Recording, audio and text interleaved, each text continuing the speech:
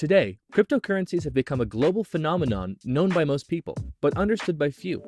In 2018, you'll have a hard time finding a major bank, accounting firm, software company, or government that hasn't researched cryptocurrencies or started a blockchain project. Beyond the noise and the press releases, many people often fail to understand the basic concepts. So let's walk through the whole story. What are cryptocurrencies? Satoshi invented Bitcoin in 2008 as a peer-to-peer electronic cash system. To realize digital cash, you need a payment network with accounts, balances, and transactions. That's easy to understand. One major problem every payment network has to solve is to prevent double spending. That is, to prevent one entity from spending the same amount twice. Usually, this is done by a central server who keeps records of all the balances. In a decentralized network, you don't have this server, so you need every single entity of the network to do this job.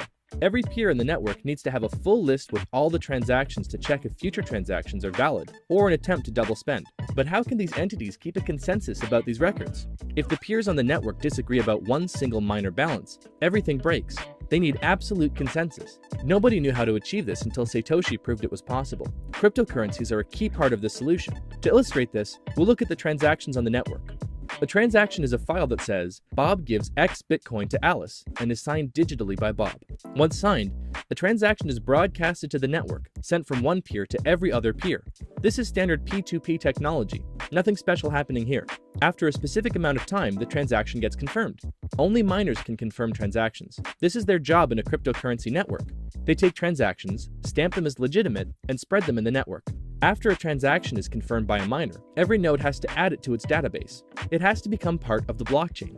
For this job, the miners are rewarded with cryptocurrency, for example, bitcoins. Anybody can be a miner. They just need to use some of their computer's power to qualify for the task. Every miner competes to solve a cryptographic puzzle. After finding a solution, a miner can confirm the transaction and add it to the blockchain. As an incentive to do this, they then receive a payment from the network in the form of a cryptocurrency. In this way, a network of independent actors are economically incentivized to maintain the legitimacy of the transaction history. So that's the gist of it. Cryptocurrencies are the key to the complex digital cash problem that Satoshi solved: how to maintain integrity and consensus across independent and potentially malicious actors. Cryptocurrencies are essentially the monetary incentive offered to anyone willing to keep the network secure.